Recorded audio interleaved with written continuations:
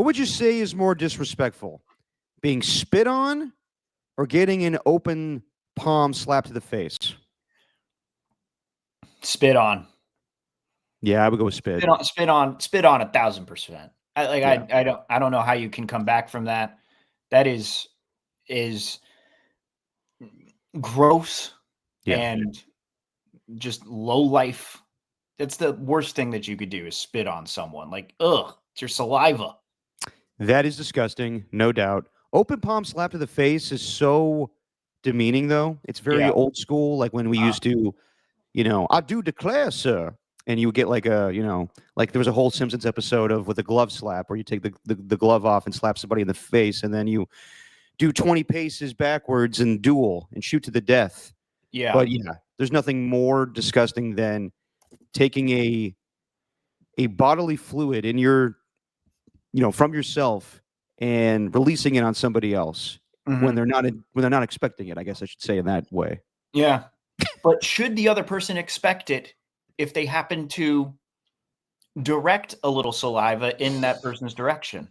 That's a great question, and we'll get to it because that's exactly what happened between Dak Prescott and Jalen Carter. And we're coming to you on a Sunday, or sorry, not a Sunday, a Saturday before a Sunday of the first NFL Sunday of the season. I actually can't believe it's here. Like, I feel like we're still in the off season, but it's here, Steven. Football's finally here. Aren't you happy that I'm not talking about contracts anymore? We're actually talking about football. Of course. All right, then. I am not surprised that it's here because it feels like we've been talking about the offseason for so long. It feels like more about time, at least from my perspective. I get it. Yeah. I get why you're saying it's here because there was a point where I got to that where it's like, oh my God, it's here. But I think I reached that point when we hit the third preseason game. And then after that, it's like, okay, now it's go time. It is go time. And we have games to actually react to instead of just speculation shit. So AJ Cruz, rocking new era. Aren't you happy now? They're actually talking about games. Come on. We'll also talk about, I guess, a little speculatory stuff with Christian McCaffrey and the calf injury. We'll talk about that. Amari Cooper, before he even had the comeback, retires. That's kind of a bummer. We'll talk about that. And we'll finally pick some games for week 1 in the NFL. Speaking of which, every year we do wins or wings. So me and Steven pick games, and the loser of each week has a hot sauce challenge where initially it was you had to eat some wings. I think the amount of wings you lost by, but we got rid of that. So now it's me and Steven both collect the hot ones, hot sauces. I have 3. I have the Ghost, the Pepper X one, the Last Dab. I have a variation of the Bomb, Beyond Insanity.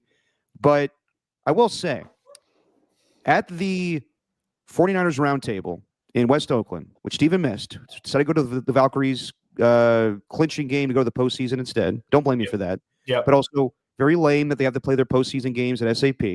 Just one. I know, but I understand they're having, what is it? What's the tournament that's going on there? The golf tournament? Yes. The alternative would have been to go to Oakland at Oracle Arena, the old Oracle Arena, and I guess a private event's happening there. You can always have that private event somewhere, some other time. That's the one that got me. Like the one with Chase Center, the Labor Cup's been planned for a while. Yeah, like, I get it. I think it was scheduled like a year before the Valkyries were even a thought. Well, at least they were in the embryonic stage, I guess. They weren't exactly. They might have been a thought, but the Valkyries, especially as an expansion team, like they didn't expect that. So I'm sure they just thought, you know what, we'll just take the gamble, whatever, and the dice will fall where they may. And yeah, it's a shame, but you know what though, at SAP Center, it's been able to it's been able to hold a basketball game. They've done March Madness before and all sorts of other events. So it's not the venue that's the problem, but it does suck when it feels like, dare I say, they even have more of a connection to its fan base than the Warriors does. Chase Center you're talking about? Yeah. I don't know, man. I have to see this thing to believe it. I get everybody saying that it's an awesome atmosphere. I got to see this to actually believe that like it's as rocking as people say it is. It's insane. Yeah. Because not to brag, but I'm gonna boop. We were 2 rows behind the bench. Like we were pretty much courtside. without being courtside. Like we were kind of 2 rows behind front row 40, if you're talking about E40 at a Warriors game. But I was shocked, and I'd love to ask Natalie Nakase about this. How in the hell do you even communicate with your players when you're in the huddle? Because when I'm down there, I couldn't hear a thing. I could barely even hear myself. So all right. All the coaches do it. No, I mean, I hear it's the atmosphere is incredible. I would love to see the TV ratings and how many people are actually watching Valkyries games. But yeah, no, can't deny that the atmosphere is pretty cool. Okay, what I was saying, though, was it was cool to meet a bunch of people that I haven't interacted with in real life that are on the chat. Don Peralta came through to the 49ers Roundtable in West Oakland. Thanks, Don Peralta. And he says here, Derek, sorry I couldn't find that joint. We'll connect next time, brother. I appreciate that, Don Peralta, and thank you for being so honest in the chat. Did he try handing you a joint in like the middle of the broadcast?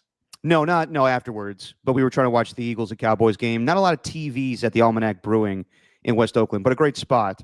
That whole Prescott Market area is awesome. But no, I tried to hang out with him later on to go smoke a J at halftime, and unfortunately, he didn't have one. But all good. Next time, Don Peralta. But there was one guy that I met named Van, Raider fan. Watches us, Steven. Came in with a Charles Woodson jersey. Awesome dude. Really awesome dude. He gave me, Tim, and Copes Cinnabons and beer money. And he knew everything from Dirty Work and Just Your Opinion, man. And then he gave us this extremely hot jerky. And I told him, look, dude, I'm not scared of spice. However hot it is, I can handle it. Took one piece. I was crying. It is extremely hot. So, wow. Van, you need to get in the chat, my man. I need to connect with you because I need access to this jerky because this might be my kryptonite that Steven's actually looking for. Finally. Jesse was suggesting earlier that we do smelling salts. Ooh. What are we, Joe Rogan and Theo Vaughn? Yeah, but I kind of like that, though. Yeah, you know what? Okay. Let's figure this out. We'll probably go with hot sauce for the time being. But I do like the idea of finding this hot jerky and smelling salts. I don't know if I could do that at night, though. Like, I don't want to make myself up as if I'm, fainting right before I have to go to bed. Yeah. Well, maybe it's more of a Saturday thing, but yeah, dude, it was bad. Like I had a beer right next to me, and I chugged it while I had the hot sauce. It made it 10 times worse. And Adam Copeland had a little bit too, and he's like, "Oh God, my chest is hurting." Yeah. So yeah, the jerky's no joke. Okay, gotcha. So this Van, what did he look like? Because I know a Van who's like a big Raider fan. I don't know if he's like a big sports radio guy. Hispanic dude, kind of. Dude, I'm talking about is white. The dude I'm talking about is white and Irish. So no, there you go. Definitely not. Not. I'm not 100% certain, but the guy that I know is probably named after former Raider Van McElroy because that's his full name. Nice. That's my guy. And I don't know. I know his family like a huge Raider fan, so I wouldn't be surprised. I've never actually got confirmation on that. So when you first said Van, Charles Woodson jersey, yeah, my guy that I grew up with like kind of popped into my head. No, dude, Van was the man, and hopefully we can connect with him to get the details on this mysterious jerky. We're coming to you when Texas is at halftime against San Jose State, and thank God they have a 21-point lead on them, 28-7. Because I told Steven, like, can we do it later today? Because I want to watch Texas, and he was like, no, dude, I have to go get lunch with Jesse and her dad. Well, okay. I mean, you didn't say initially that you were going to watch Texas and San Jose State. I thought there was I said on the last podcast, I said it. Oh, you did? Okay. Regardless, I was like, you know what? It's probably going to be a blowout, so I'm fine. It's going to be fine. And it is, but I'm still a little uneasy because Arch doesn't look 100%. The stats say otherwise. He has 4 touchdown passes, but he just threw a really bad interception on the goal line. He definitely is a work in progress. He will not be the first overall pick in the draft. He has to play another season. He needs to work on his mechanics. I'm hearing Jesse, what's his name? Who's the analyst that was on The Bachelor back in the day? Jesse Palmer, saying his feet aren't wide enough. Even Boog is like, dude, his mechanics are all off. He is a work in progress. If anyone's saying like he's a Manning, he's gonna go first overall next season, Heisman. It's going to be a long process for Arch Manning. Yeah, I mean, but who was it saying that though? It was the experts. It was all apparently the Associated Press who thought that they were just going to be the number one team. Yeah, I know, but I get the hype, but I think it was misguided. I think it was a total mistake to put them number one. Yeah. And I think that I get it. He flashed at times last season, but it was before he was even a starter. So I would say for like draft analysis, like if people are looking for the first overall pick next season, move on to Garrett Nussmeier, move on to Lenora Smith. It's not going to be Arch Manning. Yeah. Yeah. I mean, I kind of agree with you. Yep. All right, let's talk about some football that was played, some NFL football last Thursday. And it started with a bang with the Eagles unveiling their banner. They weren't on the field during that ceremony. But then right away on the opening kickoff, unfortunately, an Eagle player gets hurt. But during that waiting period, I guess Dak Prescott was yelling at Jalen Carter from his huddle. And he was so fired up that a piece of spittle came out his mouth. He wasn't like hawking a loogie at Jalen Carter in his direction. He just had a little bit fly out when he was so impassioned. Then Jalen Carter gets in his face and spits on his chest. And there's no denying it. It was great NBC angles. Like, like when they get like really close, like if a football like got over the goal line or whatever, like they could do like the NBC see it, like the Zapruder film to see that little spit come out at Dak Prescott. And right away, Jalen Carter's ejected.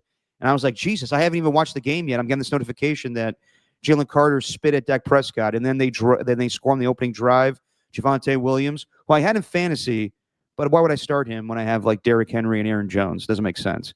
But it's a good option to have for RB1. Regardless, I would say the game overall, you could see flaws in the Eagles, you could see flaws in the Cowboys, and I think with both games, Steve and I were texting about this yesterday, you're not going to get the best product of all these teams, really. It's week one. They're kind of like shaking the cobwebs off.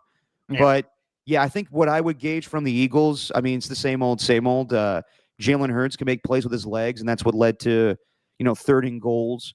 And everybody's making a big deal about A.J. Brown only getting one catch. That happens quite a bit in this Eagles offense. So even though he could explode for, a crazy performance for like 7 catches, over $150 and 3 touchdowns, he's going to have these games where he only gets one catch. And that's what happens when the Cowboys zero in on their receivers. That opens things up for Saquon. That opens things up for Jalen Hurts to run. The lightning delay sucked to take that out of it for 45 minutes. And if you had the over in this game, you thought like, okay, this is going to be a high flying affair. And then only 3 points in the second half. So, yeah, I mean, impressive by the Eagles. They got the victory without Jalen Carter. Nothing really impressive offensively. Saquon did his thing. I think it was like 60 yards and a couple of catches. But in the end, yeah, just it was a close game, but not a thrilling game by any means. So what the hell happened in the fourth quarter? Because I didn't really watch, I didn't watch it live, and I didn't even watch the condensed game. I just watched the highlights. And, from all the recaps and everything that I read about it, Jalen Hurts didn't look all that impressive. Dak Prescott was dropping dimes, but his team didn't really help him in that respect. But then as I'm watching the highlights this morning, the Eagles ran like an 11-play drive, and they ended up punting the football. And that was with like 7 minutes left, and the Cowboys were coming up with it. And then what they did was they skipped it until like the 3-minute mark, until something actually happened. So in those 4 minutes in between like the 7:20 and like the 3-minute mark, I mean, what to just, and I looked it up later, like in the play-by-play, what happened?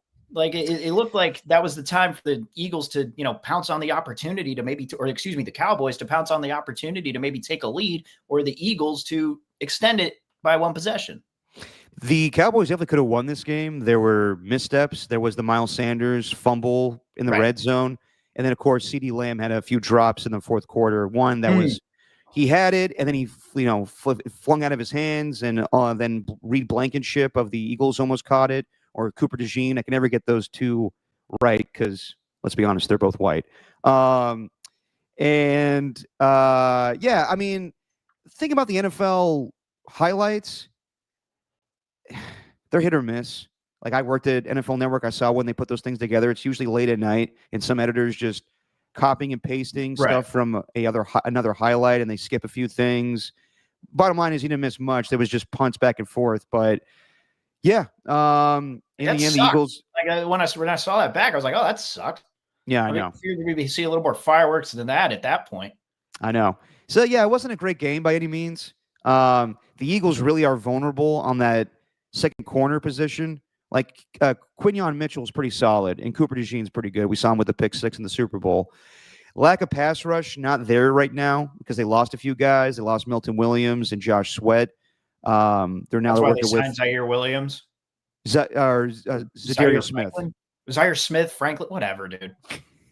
Come on, man, get the names, get the man's name right. Come on. There's a lot of Zaires in the league.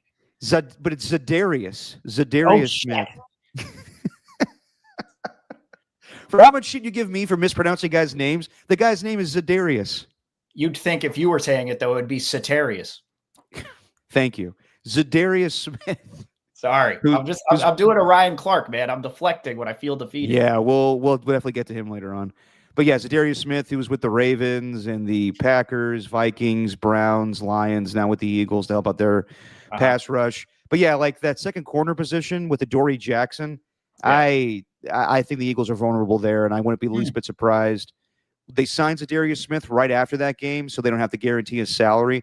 Wouldn't be surprised if they kick Cooper DeJean to that corner. I know he's valuable as a nickel, but you could pick up Justin Simmons and mix around with defensive backs there. So I would say the Eagles looked a little rusty, but they got the win. And the Cowboys, you know, they certainly miss Micah Parsons when Jalen Hurts can extend plays with his legs and pick up that touchdown. But yeah, I wasn't that impressed with either team, to be honest. Yeah, I don't see a reason to be. But you never know what the Eagles defense would have looked like had Jalen Carter actually not spit on Prescott. Yeah, definitely. And it's going to be interesting to see what the Eagles do next week when they take on the Kansas City Chiefs, who are 0-1 after last night's loss to the Chargers in Brazil. What do you think of the broadcast, first and foremost? I mean, I thought it was fine. I honestly, I had it with the sound off, so I didn't really watch much. I flicked it over to iShow speed for just a quick second, and I just see him overreacting to the point where it's like, okay, no one actually watches a football game like that, and that was my first instinct at 5 seconds was just to turn it back to the regular broadcast. But I did see, why was this? Why were people going at the NFL for injecting Mr. Beast into the proceedings? I saw a lot of NFL fans complaining about that this morning. You have to tell me who Mr. Beast is for me to know what the fuck is even what you're saying right now. He was the guy he was the guy they tried using at the NBA All-Star game. He's at halftime. Yeah, he's the YouTuber who, it's like, hey, I'll give you $100 if you stand underwater for 5 seconds. I didn't even pay attention. I understand that a lot of things are not for me anymore as I'm in my mid-30s and whatever. Like I tweeted out last night, like they had Destroy on the broadcast. I guess he's a YouTuber, he's a gamer, whatever. They threw to him on the sidelines, said his favorite player was Antonio Brown. He clearly doesn't know anything about football. For the broadcast itself, if you have alternate broadcasts with the guy that you just mentioned, I'm okay with that. But to incorporate these YouTubers when Rich Eisen and Kurt Warner is a hard listen to begin with, no offense to Kurt Warner, I think he does a great job. Rich Eisen's not a play-by-play guy. I respect Rich, but he should be a studio guy. He should host a show. Yeah. He's not a play-by-play guy. He's not good at it. So I just commented last night being like, okay, just because it's on YouTube, do you have to incorporate all of these guys that NFL fans clearly don't know? Like when Al Michaels is doing Amazon Prime, do we get a sideline report from the marvelous Miss Maisel? No. So why are we incorporating all these YouTubers? I will say that. Yeah, I hear it's a great show, but they just don't do it. Or The Boys or whatever, Amazon Prime, have a whole sausage party thing. Regardless, it's just that I'm talking about the show, by the way, with Seth Rogen. They did some interesting things. Derek Carr, we'll get to it later. Derek Carr with Brandon Marshall and Tyrann Mathieu, really good. Really well done. Didn't hear much from Kay Adams and Cam Newton. I'm not a Kay Adams fan. She gets everybody on her podcast, but I'm not a fan of hers. Cam's Cam. he's got the name. He says a lot of ridiculous shit on First Take now. His role is going to expand on that show. But as far as the broadcast, it's a game on YouTube. It was for free. Can't complain too much, but it's definitely not for my, I guess, audience anymore, my demographic. I love it when we can get a little political dig in there. Number of big plays on that drive to get 7 on the board. Back to the tie. No good. Oh, man. Harrison Butker. Interestingly enough, is wide right. Well done by Rich. Well done by Rich. That got me. He's good for a quip. Rich is definitely, quick enough for a good riff. Yes. But as far as like a play-by-play guy, he just always sounds like he's confused. He doesn't know what's going on in the game. Yeah, I know. I honestly, I didn't listen to it, so I couldn't comment on it. I think Kurt Warner's fine, but yeah, I hope as long as he just doesn't talk like his Twitter. I mean, I'm sorry, his tweets. I can't. He's aggressive. Do you know what the right read was? Do you know what the offensive lineman was meant to do? Do you know what the coaching had planned up? Do you know what their scheme was? Does anyone know? I don't know. That's a fair thing, but also it sounds a lot like the thing is we have a guy that didn't play the game and 3 guys that did play the game. We'll get to that later with Ryan Clark. As far as the game, good on Jim Harbaugh and Greg Roman to let Herbert throw. Yeah. Through he was 25 of 34 for 318 yards and 3 touchdowns. Only the 3rd Charger quarterback to throw for over 300 yards and 3 touchdowns in a Week 1 game. I was surprised by that stat. Obviously, the other ones are Dan Fouts and Phillip Rivers. But with how run-oriented the Chargers have been in recent years, or just even last year, the first year with Harbaugh, I thought that they were running a little bit more with Amari Hampton and Najee Harris, both combined for only 16 carries. 15 carries for Hampton, I think for like 48 yards. Najee got 1 carry. And he's been dealing with a lot in the offseason with that fireworks show that had him, his eyes shut for a good deal of time. But, yeah, I mean, good for Greg Roman to open it up. I mean, Herbert does have receivers now. And you and I were texting about Quentin Johnston, and good player, known for his drops. Caught 2 touchdowns last night. We'll see how consistent he is. Having Keenan Allen back, that's a good safety net for Herbert. His real safety net is Ladd McConkey. That guy is going to be the next great white hope in this league. And then there's Trey Harris, the rookie from Ole Miss. So he's got some guys he can throw to. The tight end situation's not bad either with Hayden Hurst and Will Dissly, I believe, still on the team. But yeah, just impressed with Herbert, Mahomes. I mean, the fact that they may miss Xavier Worthy for a bit of time with that, I think it's a dislocated shoulder. That's going to be detrimental to their receiving core without Rashee Rice for the first 6 weeks, and he may be gone now in Xavier Worthy. But Mahomes, he basically carried the team yesterday. No running game to speak of. They were down for most of the game, so not a lot of carries for Isaiah Pacheco. Yeah. Mahomes, the leading rusher. Great, ridiculous plays. The flip play to Juju Smith, the 4th and long, the 4th and 7, then he threw deep to Hollywood Brown, making Khalil Mack slow and not I shouldn't say slow, but kind of showing his age where Mahomes faked him out and ran to the right pylon and scored. Just Mahomes, being Mahomes.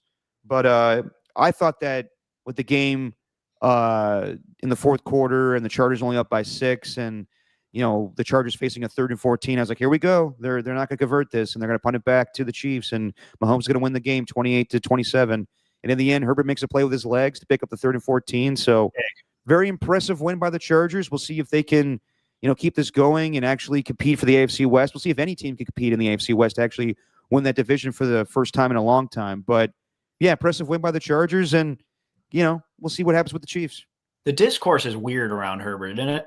Like, it felt like just after one kind of, not one down season, he has proven that he has trouble showing up in the big moments, but like it's Justin Herbert. He's still a damn good quarterback. Yeah. Like he's right there. Like if we're doing like a Mike Sando tiers, he's right there. Like I think like in the middle of tier 2, right? He's not the elite. And he's not like right behind them. He was at some point. At one point, everyone was all in on Justin Herbert. Shit, I think I had him. I think I even had him being MVP one year on this podcast. I did just 2 years ago. Yeah, and he looked just very comfortable, but I also think they are going to have to rely on him a lot more because Amari on Hampton, very quick, agile, but he's not going to be the type of guy that's going to break off one tackle and then burst to the outside. Like it seemed like he was getting swallowed up pretty frequently last night. Like he didn't have a lot of. Am I wrong on that? It didn't feel like the physicality was there. It just felt like he seemed pretty small, and the Chiefs defense didn't have many problems, at least when he was, going up the gut through the A. Definitely not wrong on that one. I will say that it could be a product of the offensive line where they may be better in pass protection right now as opposed to run blocking, which would be very different for a Greg Roman offense. But with the maneuvering of that offensive line with Joe Wall going to left tackle, and I think it's Trey Pumpkins or whatever his name is on the right. Pipkins. I keep saying Pumpkins. I keep thinking he's the dude from the SNL sketch with Tom Hanks. Mm-hmm. But yeah, if you bounce him outside the tackles and you get him down the sideline, I think he's outrunning everybody. I just don't think he's going to outmuscle anybody, and I think that's where they're probably going to make the adjustment going into the next game because we obviously know what Greg Roman can do with the run game. So I don't know. But the thing was, Herbert looked just so damn good, so comfortable. And obviously there was the Derek Carr breakdown where he's just making these throws with pressure in his face. It was an impressive showing by him. I'm not going to say the Chargers have immediately turned a corner, but I do think if Herbert continues to play like that, then I'm feeling pretty good about a 10-win season prediction for them. Yeah, I mean, he's that good of a quarterback. I don't know why people sleep on him just because he had a 4-interception performance in a playoff game. He was playing a good defense in the Texans, and I think a year ago the Chargers didn't have a lot of weapons. But yeah, like right now, I know that people say you got to give it to Jalen Hurts because of the Super Bowl MVP. You have to give it to Matthew Stafford for what he's accomplished in the past. I still would put Justin Herbert as the 5th best quarterback in football. I think he's right behind the guys that have proven a lot more than him. Mahomes, Josh Allen, Lamar Jackson, Joe Burrow. Just based on talent, I would put Justin Herbert right behind them. But I understand that he hasn't done a lot in this league. And he's been in the league for, 5 seasons now? But 2 playoff appearances, both losses. He's never really had like an amazing 30-touchdown season. Well, he has in the past, but not like an MVP type season. So, and I do wonder how that would work with the Greg Roman offense. But what we saw yesterday, that could be the case this season. So, yeah, I think he's definitely talented. I don't think he's put in the best situations to get the stats like the other guys, but maybe he is now with what we saw yesterday. So, yeah, good win for the Chargers. We'll see if they we'll see how competitive this division is as we pick some games later on the show with their week 1 picks. But as far as the games on Sunday, the 49ers are traveling to Seattle, take on the Seahawks. And we got good news on Thursday. Last podcast we were doing, we talked about Juwan Jennings getting a little bump in pay with incentives this season. Back at practice. Dominic Pooney's back at practice. Jordan Watkins is back at practice. So for the first time since the beginning of training camp, they're 100% healthy. And then later on in the day, we saw that Christian McCaffrey was limited in practice.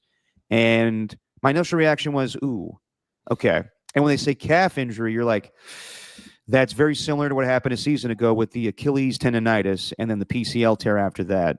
And I was kind of like being low-key about it during our roundtable where I was like, he was just limited, not that big of a deal. We'll see what happens tomorrow. And then JD's like, well, if you're full go the previous day, then you're limited the next day.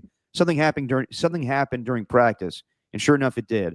So when we got the news on Friday, and I think it's weird that it's being categorized as he missed practice, but he did not miss practice. Christian McCaffrey was there. If you watch the video, he was in uniform, shoulder pads, helmet, everything. He was just working on the side field with the trainers. So I guess, technically he didn't practice, but he was there on the field. Kyle Shanahan sounded very pessimistic when asked about Christian McCaffrey. He wasn't going to divulge anything, but at the same time, his body language and the way he sounded, you can play the clip, Steven.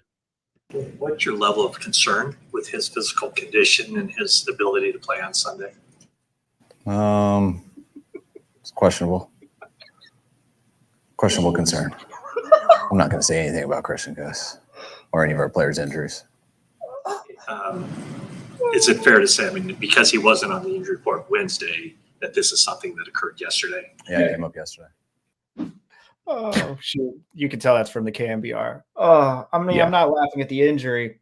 It's just Shanahan. It never ends for him, does it? It's Well, every year. Hold on. Why does that make you laugh so much? It's just like questionable. Okay. What's the concern level? Questionable concern. I mean, I get it, man. He's not trying to tip his hand. I get it. I know. It's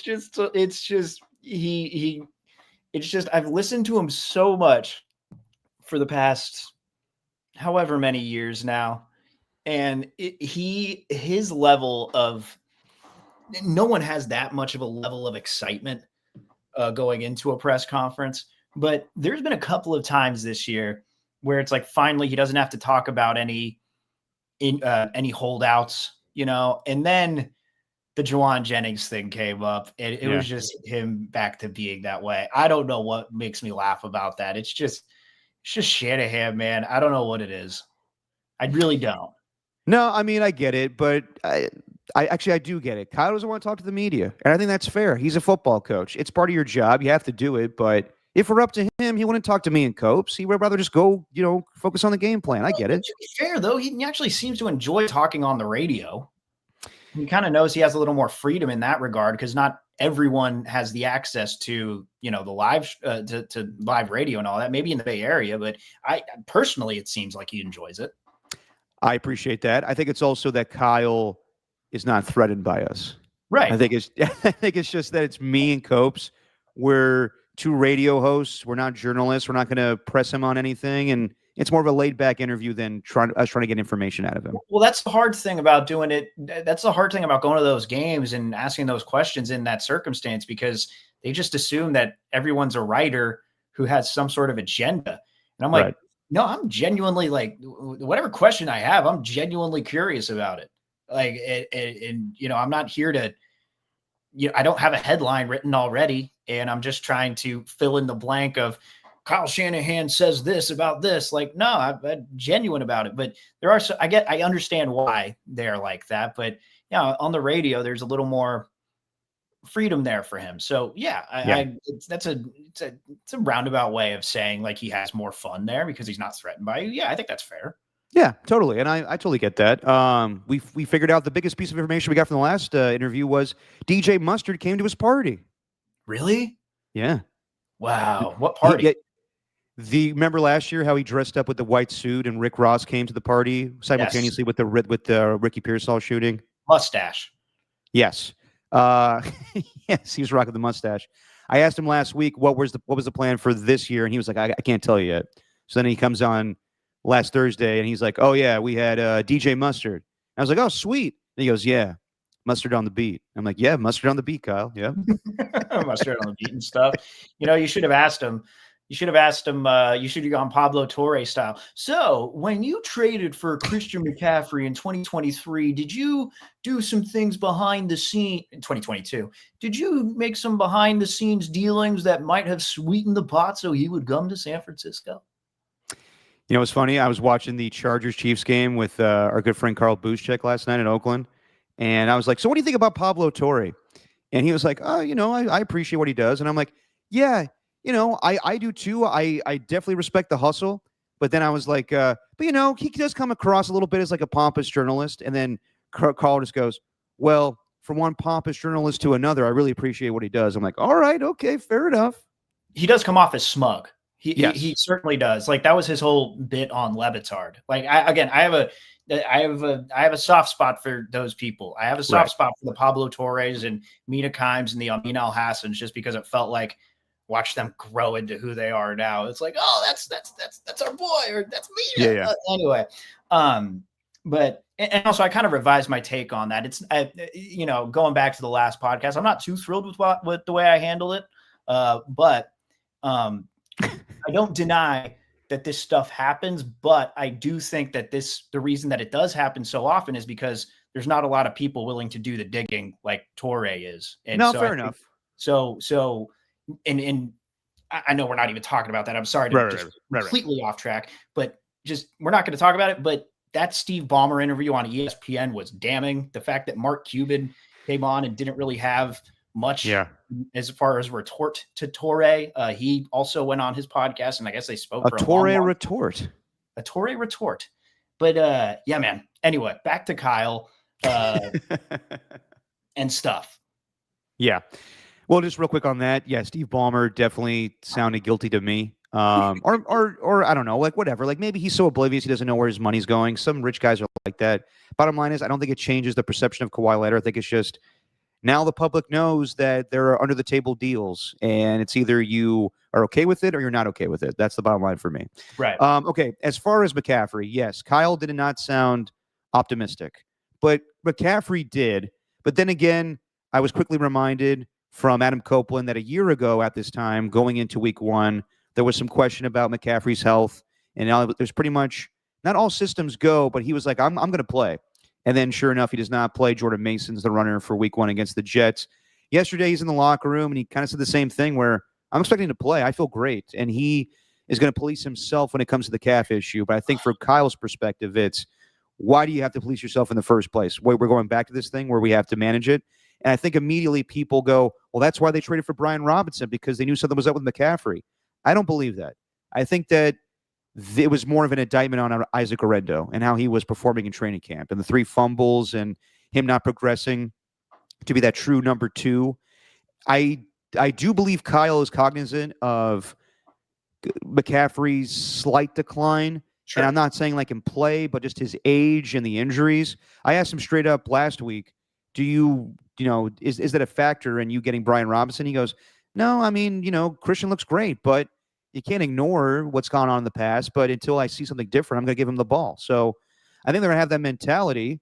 And we'll see what happens on Sunday. I don't know how we could say he looks like the Christian McCaffrey that we're used to seeing when it's just training camp. Right. Like I just, like all the respect in the world to, guys like Guy Haberman, for example. I saw him kind of singing his praises from camp and the way that he's looked at practice. Like it's no shade at all to any of the guys who said he looks like the Christian McCaffrey of old, but I would just contend, like, how do we even know, like, from a practice where he also gets Veterans Days off and doesn't always have to play? Like, I just think the thing that makes McCaffrey is how he's able to maintain just that energy and the physicality, the speed, all the way into the fourth quarter when it feels like the defense is just completely worn down and it looks like he's just getting started and can go again for an entire other game. You know what I mean? Like, so I just didn't know how we could say, yeah, he looks like he does. He looks like McCaffrey back in practice in 2023. I'm like, yeah, but what made him special was not what happened at practice. It was what happened in the season. And the thing, but do you think they should play him though? Because God, his health is so important, and it feels like Seattle's a game where you might be able to get away with it without playing him. Maybe I don't know about that, man. Yeah, that might be that might be against a McDonald-led defense, you probably don't want to do that. But McDonald. I think they were up. They were up Schitt's Creek, even with McCaffrey for this game. I think that people are sleeping on the Seahawks. I think that they automatically see Sam Darnold and they're like, oh, he sucks. He can't replicate what he did in Minnesota. I'm not so sure about that with Clint Kubiak. It's also easy to assume they're just like rebuilding. Sorry to interrupt, but it's also it's like easy to assume they're just in rebuild mode because Geno and DK and Tyler Lockett are gone. But they've been quietly, they've had some of the best drafts in the league from top to bottom these past few years. So I could see where you're coming with that. Yeah, I mean, I don't get the vibe that they're rebuilding at all. I think that, they want to win this year. I think they don't like the offensive scheme. I think they're very comfortable with the defense, but they didn't like Geno anymore. DK wanted too much money. It's easier just to go with Jackson Smith and Jigba and Cooper Kupp and try to run the hell out of the ball with Kenneth Walker and Zach Charbonnet. And Tacky, you're wrong here. Like, Seattle has no line. Darnold sees goes, turning DK and Lockett into Cooper Kupp is a downgrade. They do have an offensive line, bro. If you watched the preseason, they ran very effectively. They drafted that guard, Gray Zabel. I think they're going to be able to run the ball. I really do. And I think that right now, I don't think you could definitely say that the Niners are a more physical team than the Seahawks. with what I saw a season ago, with the brand of football that they want to play, with running the football and being more of a defensive-oriented team, and with all the rookies that the 49ers have right now, I mean, the 49ers prided themselves on being a more physical team for the longest time in this rivalry. It fluctuated during the rivalry of the Legion of Boom versus the 49ers when Russell Wilson and Colin Kaepernick were going back and forth with each other. That was when both teams were physical, with an F, in the words of Mike Singletary. But in recent years, the 49ers have just crushed the Seahawks. They've been the more physical team. Purdy's owned them from his, that Thursday night start where Kyle knew he was the guy to that playoff game, his first playoff game, where he hung up 41 points on the Seahawks. But I can't say with certainty right now that the 49ers are a more physical team because I don't know what to expect from Mykel Williams and all these rookies on defense. I know what to expect from the Seahawks. DeMarcus Lawrence is a established veteran in this league, and him leading that charge with a very, I would say physical. I do think the Seahawks play a physical brand of defense. Their secondary is pretty good. Their linebacking core is pretty good. They got pass rushers now. Leonard Williams on the defensive line. They're definitely, turnover prone. I think that we're sleeping on the Seahawks. But just to answer your question, Steven, about McCaffrey, I would play him just because if you can get a Christian McCaffrey at 65%, then that helps the offense so much. If he's not out there, they can run the football very well, but we saw it a year ago. They can't punch it in the end zone. And that's where Brian Robinson is going to help you. I'm not saying that Christian McCaffrey is going to get 20-plus touchdowns again, but just having him out there, that opens things up for the passing game with play-action fakes. If he's not out there, there's no threat. There's no decoy. So, yeah, I would say that if Christian McCaffrey can play, he should play. But how much of a decoy was he when he was not at 100% last year, when it was pretty clear he wasn't 100% for the 4 games after he came back from Achilles tendonitis? Like, that's what I wonder. Like, is he that effective when he's not 100%?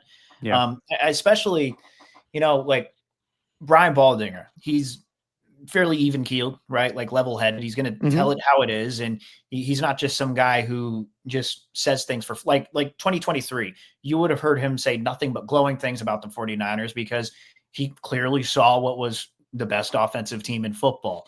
But with McCaffrey, he's like admitting, I don't know what to expect. Like, I just don't know. I've seen it with running backs time and time again, where they come off some really serious injury and they just go back a step and they take a step back and they just don't look at all how they looked before. And that's kind of where I'm at with McCaffrey. And see, that's why I'm saying, like, even having him out there, I don't even know if that's as much of a decoy as, say, having, I don't know, maybe a guy like Debo out there right now. Like, I just don't know. I still think there's more value in McCaffrey being out there than Debo, just of what we saw from Debo a year ago. I think he's definitely declining as a player, where McCaffrey's just breaking down because of injuries. But also, one thing you didn't mention, this is going to be an interesting one too. He in his press conference, he kind of acted like it was just another game. I'm focused on the Seahawks, but this is a Clint Kubiak revenge game, if there's going to be any. Like, he wants to stick it to him. And I'm very curious now that Kubiak's there. It didn't make a difference because the Saints played him in the preseason last year. So you're not going to get like the full depth of what Shanahan wants to do. But you hear with Shanahan and all these other guys with the offensive masterminds, they're excellent at drawing up plays, but they're also really attuned to what the opposing defense does. Like, Shanahan would spend some time with the defense as opposed to the offense, just so he understands defensive schemes instead of just, drawing things up with X's and O's. Like, I think that's what people don't give him enough credit for. He's just known as X's and O's guy. I'm like, yeah, he's X's and O's, but he's X's and O's on both sides of the ball. Yeah. And I'm really curious if, like, I mean, I know Robert Saleh is the new DC, but whether Clint knows, hey, Seattle's defense, like, this is what you need to do here against the offense, and this is what we are going to do against Saleh's defense. And if he has any sort of advantage there, like, I think that's something that we need to take into account. I'm not saying that's the reason why Seahawks are going to win. I still think the 49ers are going to win, but I think Clint Kubiak's definitely going to factor into it. No, definitely. And you have the Kubiak on Kubiak crime with Clint Kubiak calling plays for the Seahawks and Clay Kubiak being an offensive coach for Kyle with the 49ers. Tacky You hear here him says, talk about it, dude? what's up? Did you hear him talk about it? I asked him about it. I was like, what was it like growing up with I asked Kyle about it. Like, what was it like growing up with the Kubiaks and everything? And he's like, yeah, it was just, it's part of life. My dad and his, Gary, so close, and we just bonded. Our families were always around each other. And then it was only natural that when Gary's kids got into coaching, I was going to help them out. Yeah. Now, Clay, like when they talked about two brothers facing each other, because I think it's. He did. Yeah, because I think it's according to Clint, it's the second time they faced each other. According to Clay, it's the third time they faced each other. Okay. Whatever that means. But they were just, Clay's like, yeah, very exciting thing for the family, but we haven't talked much this week, and he's being like kind of nice. Whereas Clint Kubiak's like, nah, it's awkward. I don't know. I'm not focused on them. I'm focused on our team. My God, Clint. It seems like he's really he's not interested in what the 49ers are doing right now. I don't know what happened with them. Maybe he thought he should have, I don't know, got an OC job with them. Maybe, but I think I don't know. I would say Clint's probably close to a job pretty soon here. I think if things go well with the Seahawks this year, I wouldn't be the least bit surprised if he gets a job. Is that quote from Dieter true? They've officially run out of Kubiaks. That's good. Yeah, I could definitely see Dieter saying that. Taggy says, Derek, let's grab a beer next time we meet up on the game. I got Niners, you got Hawks straight up. Fair enough with me. And yeah, AJ Cruz saying that Kyle ran CMC into the ground. I don't know about that. That's the one criticism I have with Kyle a year ago was he could have spelled McCaffrey a little bit more. And just because McCaffrey's so focused on being the guy and wants the ball in his hands, you can definitely help your team out a little bit more if you protect him from himself. Yeah, sure. That's the thing. But that's the thing though, is it his, I guess it is his job because he is calling the plays, but yeah, he is. Like, even like their dad, Ed McCaffrey said like the calf, the Achilles is because you overwork it. And the only thing that Christian needs is saving from himself. So Kyle ran CMC into the ground might be true, but I think we also need to look at McCaffrey there who needs to understand his limits a little bit. No, I don't know. Who am I to say a professional athlete needs to understand where to draw the line? Who am I to say that, but that's kind of what I've drawn from. Because you're a man in the media, Steven, and your opinion matters just as much as a former athlete. Maybe. Yeah, we'll see about that. I could see people in the chat already saying like, well, I just know one way or another, Jake Moody's going to either win the game for us tomorrow or lose the game for us. Guys, I get it. You don't like Moody. Just be thankful, though, that Moody's better than the San Jose State kicker. Good Lord. This guy sucks. And I'm sorry, actually, I shouldn't say that. That's so rude. But yeah, he's not a good kicker. You're saying that about a college kid, Derek. Yeah, I know. That's rude. Okay, apologies to that kicker. But watching last week with San Jose State and Central Michigan, good Lord. I don't even blame him for the kicks. Just that team. Their offensive play calling so bad. So bad. Yeah. And I'm not even impressed with what Texas is doing right now. They're up 31-7, but Arch just fumbled on the 1 yard line. They retained possession, but Texas needs to get their shit together. Anyway. Yeah, they were up 28-0 with like 7 minutes to go in the first half. I know, but they slowed down now. Probably another thunder delay, like the Cowboys and Eagles. Boy. And I didn't hear the broadcast of the game, but I can only imagine like Collinsworth. There was multiple times where I wish I heard the feed where him getting or Jalen Carter spitting on Dak Prescott. Now that's not what you want right there. Spit. I'm not a fan of spit. Not really into that, man. I like choking more. Now here's a guy in Zeus who doesn't clearly like any football because he struck down. He struck down with a mighty vengeance in Philadelphia. Gotta like that, Zeus, man. You see that movie Hercules? You got Hermes. You got all the other Greek gods. Rip Torn. Now that's a name that's pretty fun, man, because it's kind of means the same thing. Rip Torn. The guy knows that he's got a ridiculous name. Gotta like that. Now, here's a guy in Hades who has fire in his hair, and he's actually bald, Mike. Do you know that? It's just fire. It's just a flame. How do you do that? Oh, all right. So before that game, the Cowboys and Eagles got the notification that Amari Cooper is not going to play for the Raiders this year. He's not going to play for anybody. He is officially retiring. And that's lame. I mean, not lame in the sense of like, that's lame, Amari. How dare you do that? Come on, play. But it's lame because I wanted to see him one last time in a Raider uniform, and this is probably how his career was going to end anyway. I wasn't expecting a spectacular season by any means from Amari Cooper, but, you know, and I know like a previous podcast, I said he's going to wear 89 again. He can't because Brock Bowers wears 89, but just would have been cool to see him in silver and black. You showed that clip to me, Steven, of him looking a little more jacked up and, you know, saying he's juiced, but apparently he wasn't juiced enough. It's not even that he's juiced. It says he's still got some juice left. He's still got some gas left in the tank. Like, what happened? Was that press conference too soon where he walked out on the field and he's just like, I don't got enough? Yeah, I think that's what happened. I think that you take the whole offseason off and you come back, you sign right before the season starts. You're probably going to be relied on, not heavily, but, you know, you're basically a wide receiver too at this point because I didn't see enough from Jack Besh. Maybe DeAndre, was it DeAndre Thornton, the other wide receiver with the Dante Thornton. I mean, he's getting glowing praise in training camp, so maybe Amari's like number 2, 3, whatever it is.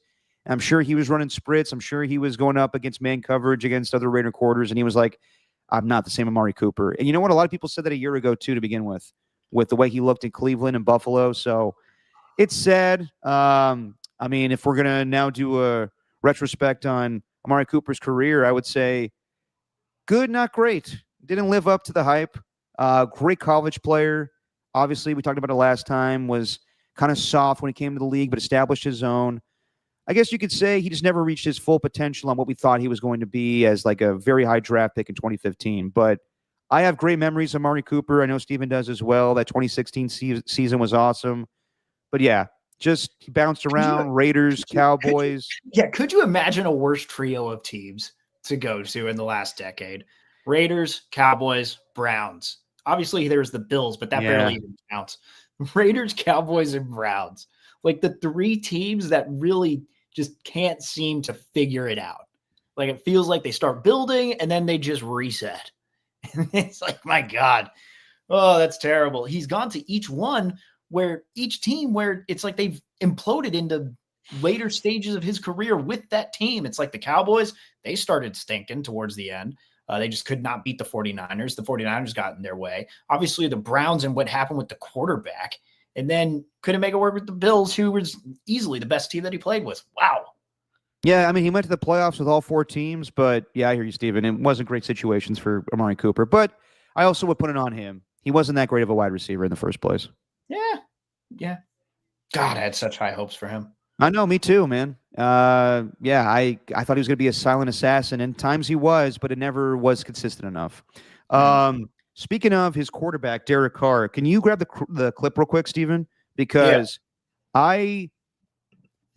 till a couple of weeks ago, I was still convinced that Derek Carr was going to play football in 2026.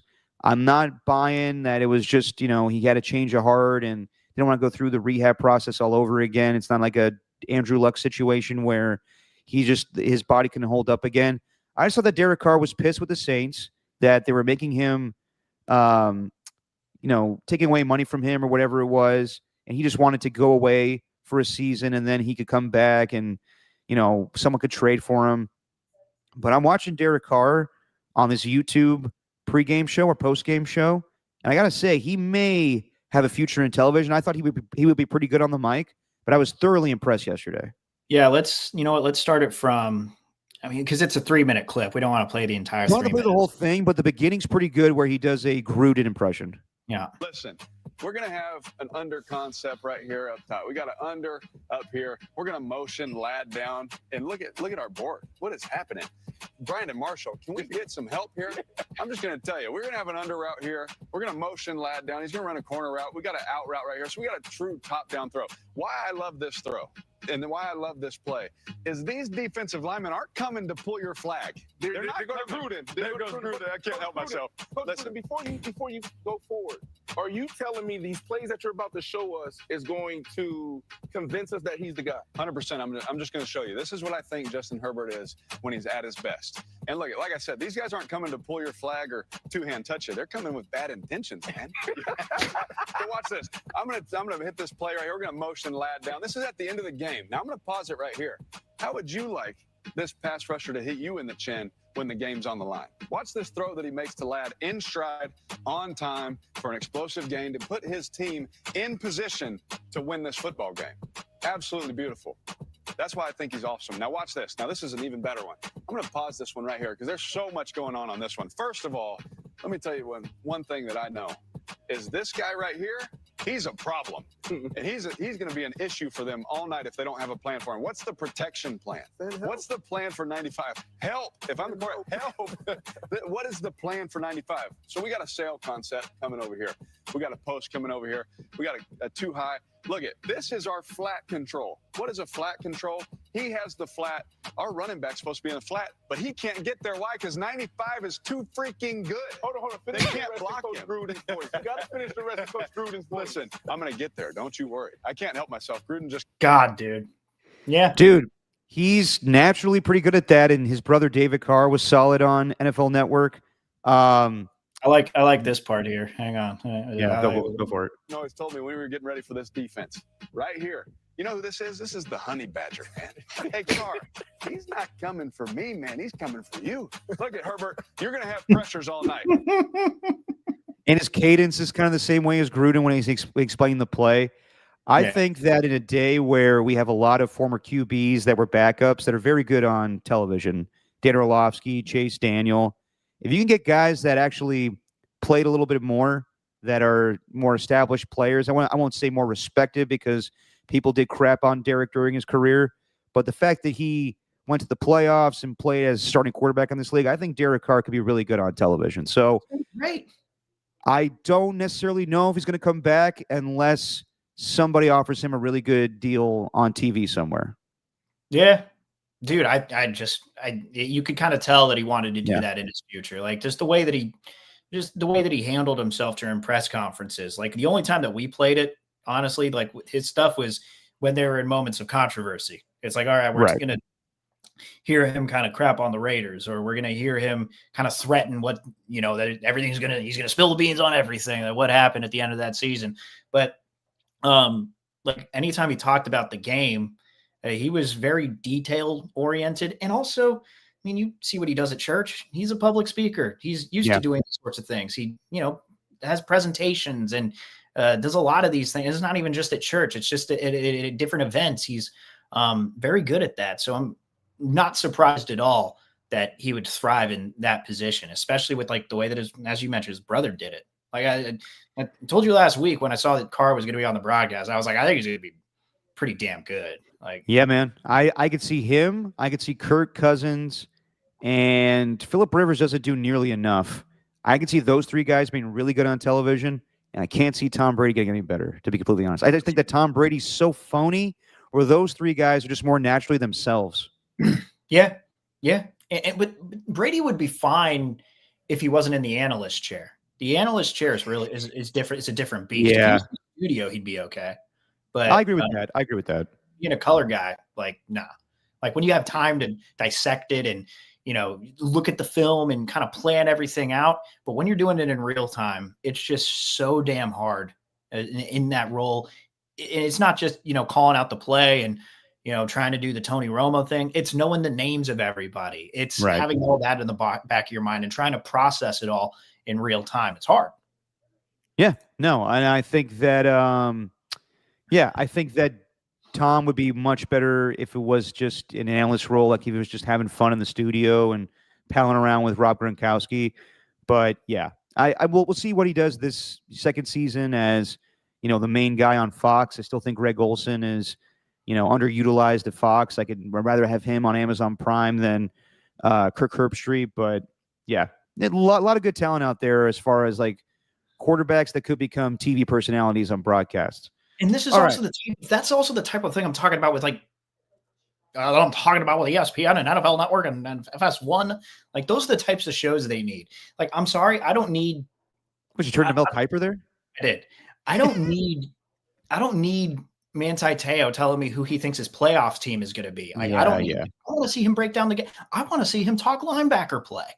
Yeah, linebacker plays are very. It's hard to, I think, for us common folk to really understand how to play that position. And you might see it during the season, but beforehand, I didn't want to see that. Like, I wanted to see different things on defenses. I don't care who they think is going to make the playoffs, who they think is going to win the MVP, stuff that we could do.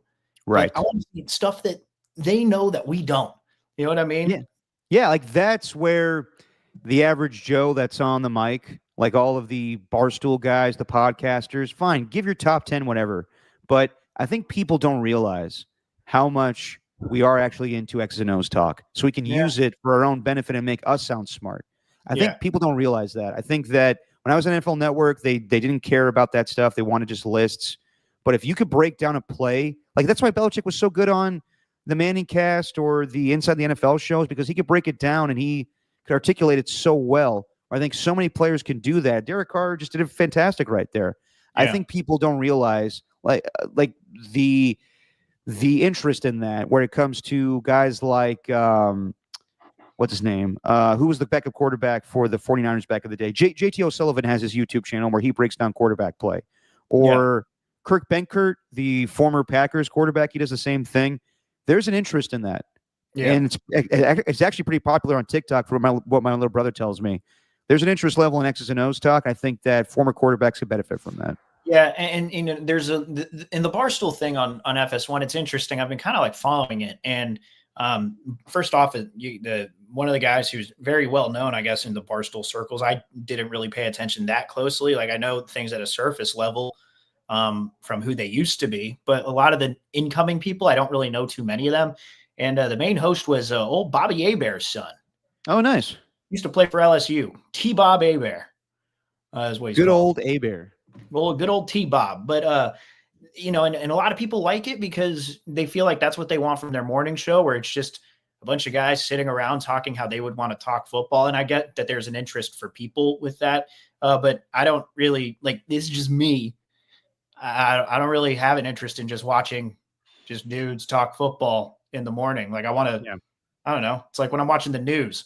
Like, I don't enjoy watching like four people just kind of, talk as if they're normal people who don't know how to have a conversation. I'd like to hear some like real, actual news, not, it's just me. And maybe I'm like, speaking from my high horse here and I need to get off. But anyway, I don't know. No, I mean, I hear you on that. I think it's a little too laid back these days, but you could have fun on television. You can also just, break down sports, because I think that was the intention in the first place with sports media.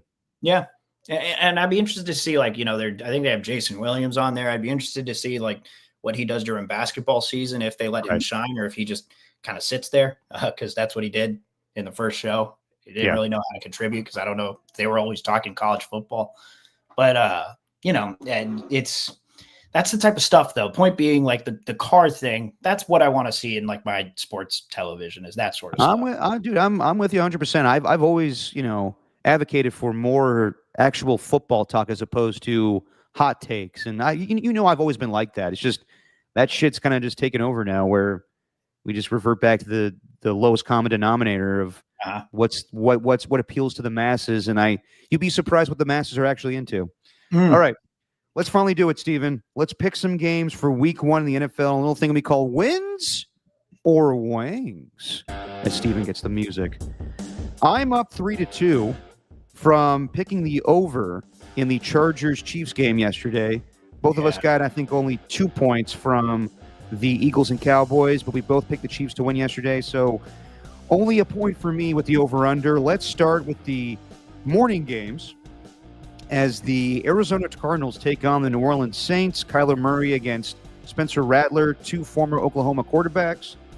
Arizona 6.5-point favorites with the over-under 43.5. Steven, which way you going here? As you're muted, may want to unmute your mic. Yeah, I am. Well, I'm gonna go over. I know that, but I'm just wondering if I'm gonna And you said 6.5? 6.5 for the Cardinals. Yeah, it wasn't. It wasn't 5.5. A lot of people taking in the Cardinals. A lot of people going in on that. And yeah, screw it. Lay the points with the Cardinals. I'll take the over. Yeah, I think the Saints are going to be the worst team in football, and I know they have a lot of talent, but with their quarterback situation, I can't see a lot of offense. So for that reason alone, I'm taking the Cardinals to win. I'm laying the 6.5, and I'm going under on the 43.5. Woo-wee. Then we got the Carolina Panthers and the Jacksonville Jaguars, two former first overall pick quarterbacks, and Bryce Young versus Trevor Lawrence. Second year actually for Dave Canales, right? Second year, yes. Yep. First year for Liam Cohen. Duval in his debut. We'll see how much defense Travis Hunter plays. I think he's going to be more of a wide receiver. The Jaguars are 3.5-point favorites, over under 46.5. God, they did not play in a lot of close games last year, and I don't know how much better they're going to be. And I'm speaking of the Carolina Panthers. I just think the Jaguars are too talented. They were originally at -2.5, but then the money started going in, so they just moved the line. Yeah, I think you know what? No, I'm going to go Panthers +3. I'm taking the Jaguars to win, and I will also take the under. I think it's going to be a close game, hard fought. I think that both teams score some points in this game. I think it's going to be close, but I take the Jags to win and Jags to cover the 3.5. But yeah, I'll take that over on the 46.5 as well. Ooh. Then we got the Cincinnati Bengals going to Cleveland. Joe Burrow versus Joe Flacco. The Bengals are 5.5-point favorites, and the over/under is 47.5. Myles Garrett was on the injury report earlier this week, but I think he's good to go. I'm surprised they haven't moved the line at all in this. I'm laying the points with the Bengals, and because I think that defense can be a little suspect, I'll take the over. I'm taking the over just because I think the Bengals are going to score some points. I think that they've been too lackadaisical in their Week 1 games of the past. Had they won that Week 1 game against the Patriots last year, they probably would have been in. And they know it by playing Joe Burrow and Jamar Chase in the preseason. So they're changing their mentality going forward about sluggish starts. So for that reason alone, I'm taking the Bengals to win. I'm laying the points, and I'm going over on the 47.5. Then we got the Miami Dolphins taking the Indianapolis Colts. The Colts are 1.5-point favorites with Daniel Jones, and the over/under is 46.5. Yeah, I'm going to lay the points with the Colts, and I'll take over. I think the Colts get a surprise win here at home in the Dome. I'm taking the Colts as well. I'm going to lay the points, obviously, with it only being 1.5. I think people are kind of sleeping on the Colts. I think that Shane Steichen could get the best from Daniel Jones, and they could be more of a running, defensive-oriented team. But because of that, I'm going to go under on the 46.5. Then we got an NFC South matchup between, presumably, the two closest favorites to win that division. You got the Tampa Bay Buccaneers as 1.5-point favorites going into Atlanta with Michael Penix, and the over/under is 47. Funny enough, backup quarterback Kirk Cousins, we haven't talked a lot about him maybe going to a new team, but for the here and now, he's the backup quarterback for the Falcons. I don't think there is going to be much defense played in this, so I'm going to take the over, and I'll take the Bucs to win in this one. Alrighty. Because it's week 1, don't necessarily think that this team's going to be good by any means, but just because it's week 1 and you don't know what Michael Penix looks like against the Buccaneers, I'm going to go with the Falcons. I think they're going to win this game, and I'll go over. I think there's a lot of points scored. I think Bijan Robinson gets in the end zone a few times. Baker Mayfield hooks up with Mike Evans, but in the end, the Falcons win. I'm taking that over on the 47. You're gonna try to make the Bijan thing happen, aren't you? That's his name, man. You wanted the Tyrod thing to stick. I'm making the Bijan thing stick. Yeah, try, and trust me, you're gonna give up because no one else is going to do it. I'm used to saying it, man, because I watched him at Texas. It was Bijan for the longest time, and then it became Bijan. Bijan's mustard. Mm-hmm. All right, and then we got a game that me and Steven will be eyeing closely. The Las Vegas Raiders go to New England in a matchup, I think, with the two biggest head coaching hirings of the offseasons besides Ben Johnson, two established coaches, between Pete Carroll, who coached the Patriots back in the day in the late 90s, And you got Mike Vrabel with the Patriots now. The Patriots are 2.5-point favorites, over under 44. Listen, man, Christian Gonzalez is out. I think the Raiders offense can actually feast with that. So I'm believe it or not, I'm going to lay the points here with the Raiders. Not lay the points because the Patriots are the favorites. Oh, yeah, good point. Then give me the over. I'm going to go under. I think it's a very, very low-scoring game with two defensive coaches. But, yeah, Steven, I'm with you. I think that there's still going to be growing pains for Drake May. And the more established players are on the Raiders side of the football with the quarterback and defense and Max Crosby leading the charge. I think that it's a ground-and-pound game with Ashton Genty. Yeah, I got the Raiders winning this game, and I'm going under on the 44 points. Then we got a revenge game for both quarterbacks where Justin Fields, former Steelers quarterback, is in New York, and Aaron Rodgers, former Jets quarterback, is in Pittsburgh. They go to New York, where, Aaron Rodgers had disparaging things to say about Aaron Glenn and his time ending with the Jets. With the Jets. Now he's with the Steelers. He's got DK Metcalf. He's got Jalen Ramsey, Jonnu Smith. The Steelers are 2.5-point favorites, over under a whopping 38. Under, lay the points with the Steelers. I think this is going to be like a 20-13 game in favor of Pittsburgh. I'm with you on that one. I think it's like a 27-9 type of game, just barely under the under. But I think the Steelers dominate with their defense, and you see why a lot of people question if Justin Fields should be a starting quarterback to begin with. Then we got Tom Brady will be on this game in the morning. You got the Giants taking on the Washington Commanders. The Commanders are 6-point favorites, over under 45.5. I actually got the under on this because I think the Giants' defense is not going to be too bad, but I'll also lay the points with the Commanders because I don't think the Giants' offense is going to score much.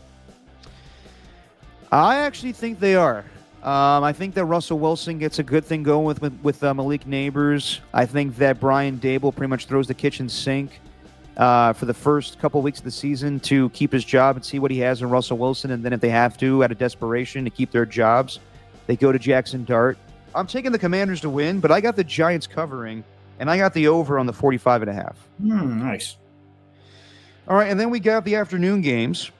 Got Cam Ward's debut with the Tennessee Titans as they go to Mile High to take on the Denver Broncos. The Broncos, who a lot of people have as Super Bowl contenders. I don't see it that way, but they may have the best defense in all of football. Although no Drake Greenlaw, that quad injury that plagued him for most of the offseason, still going to be a problem right now, so maybe the Niners dodged a bullet there. But the Broncos are 8.5-point favorites, over under 42.5. You know what? I'm going to just go out on a limb, and I'm going to have the Titans to cover. I'll have the Broncos to win, but I'll have the Titans covering, and I'll take the over on that. I'm definitely going under with a rookie quarterback against maybe one of the better defenses in football. Yeah. I thought about having the Titans cover, but I can't see it. I think it's going to be closer than people expect. I just think with Cam Ward's inexperience and the Broncos defense being what we expect it to be, I got the Broncos winning this game. I'm laying the points, but I'm definitely going under on the 42.5. Probably the right call. Then we got the 49ers at Seahawks, and the 49ers are still favorites in this game. 1.5-point favorites, over under 43.5. We still don't know about Christian McCaffrey for tomorrow, but Steven, your feel on the game. Yeah, well, they were 2.5-point favorites, and that number has gone down because obviously the money was going in on the Seahawks. But with this one, I know they lost to a majority of the division teams last year, but their only win was against the Seahawks. And I think there's a way that Kyle Shanahan has of just punking them. And as long as, Reek Woolen can't take down George Kittle, and there's no real way of stopping them, especially with Jawan Jennings coming back too. I think Brock Purdy just dices it up even without McCaffrey if McCaffrey doesn't play. So I'm going to take the 49ers to win, obviously. I'll lay the points with it. I don't think it's going to be a 1-point game. And with it, I'll take the over because I think they're going to get a good amount of points.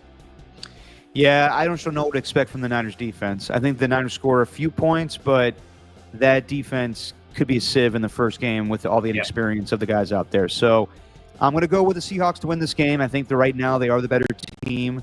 They are the more well-rounded team. And I still know what to expect from Christian McCaffrey. So I got the Seahawks winning. I'm going to go over on the 43.5. Okay. Moving on to the other games, we got the Houston Texans taking on the Los Angeles Rams. Rams, winning the division a year ago. Texans win the division ago. Texans add C.J. Gardner-Johnson. The Rams add Devontae Adams. Stafford's a full go. No issues with the back right now. But the Texans won't have Joe Mixon. Nick Chubb is the main guy for them going forward. Steven, the Rams are 3-point favorites, over under 43.5. There's not much of a home field advantage, but I'll still take the Rams to lay the points at home, and I'll take the I'll take the under on that. Actually, I think these two defenses are pretty good. I feel you on that one. I'm going to take the under. I got the Houston Texans winning this game. I think even despite not having Joe Mixon out there, I think they can run the ball effectively. They still have, what was his name? Dameon Pierce? Yeah. The running back that they had a couple years ago. I don't know what to expect from Matthew Stafford, and we saw a couple years ago in that season opener against the Buffalo Bills where he didn't practice for a good deal of time and threw 3 interceptions in that game. I could see a very similar thing with that pass rush of Danielle Hunter and Will Anderson getting to Matthew Stafford and causing some issues. So I think the Texans win this game, and I'm going under on the 43.5. Woo! Then we got a really good game to start week 1, especially when these two teams had the games they did a year ago for the last couple of seasons, actually. The Detroit Lions taking on the Green Bay Packers. Micah Parsons, questionable for this game with a back, but you best believe he's probably going to play in this game.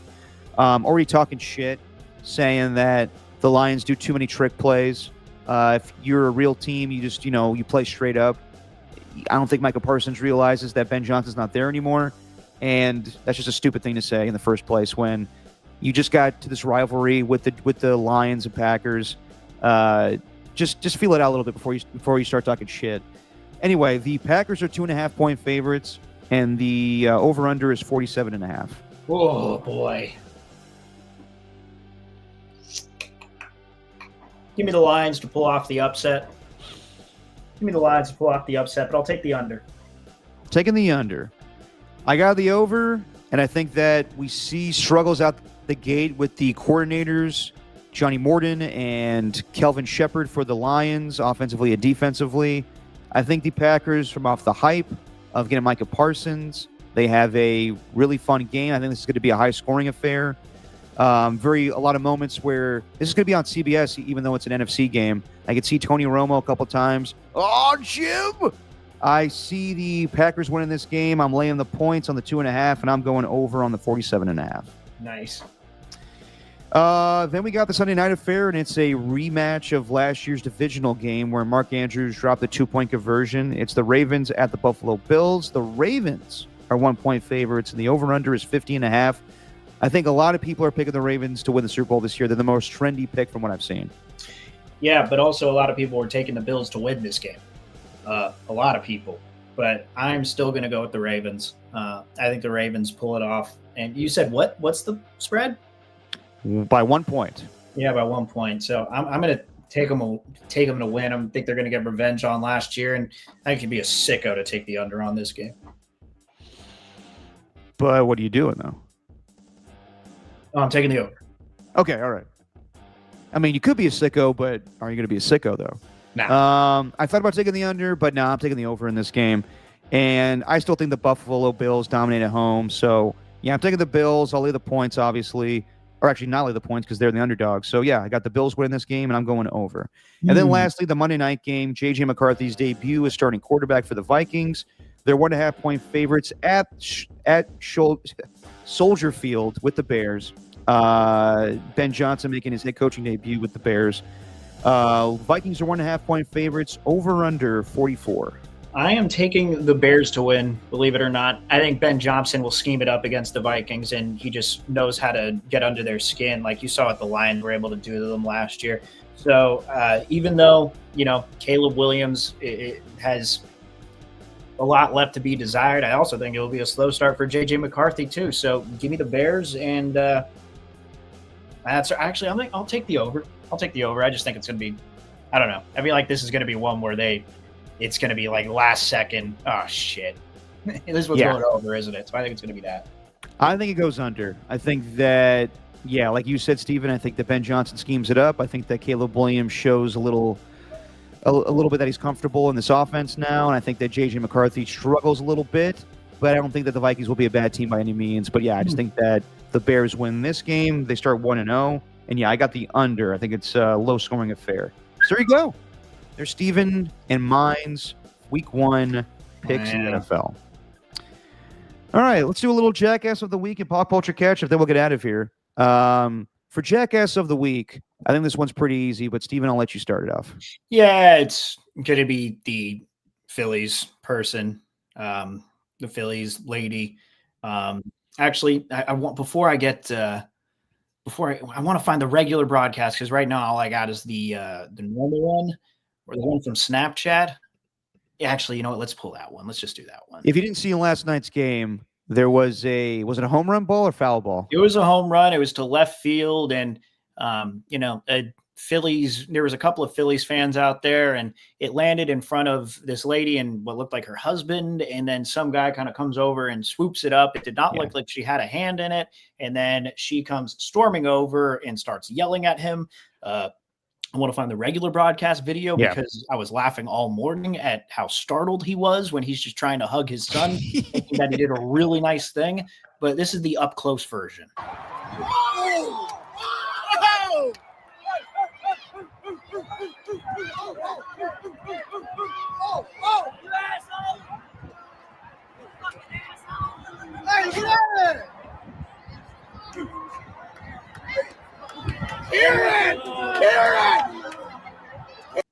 She's like, that was ours. Yeah. So for the podcast audience, a man goes over and gets a ball, and it's not really anyone's. It's fair game, and he picks the ball up and gives it to his son, and you can see all the people are like cheering and gives the ball to his little son. I saw one video of two girls filming the woman. Woman comes over and screams at the man, saying, "That's my ball. You took it from me." And he's so startled by this reaction. He's so like put off by the whole thing. He just gives the ball to the woman. There's a video where two women are right behind this woman yelling at this man to give her the ball and take it away from his son. And they go, "I hope you feel like you earned that ball." Because I like same thing with the Polish guy that snatched the hat from the kid. When you take something from a child, like literally taking candy from a baby, what's fucking wrong with you? Like, are you insane? Yeah, this is the video I was talking about.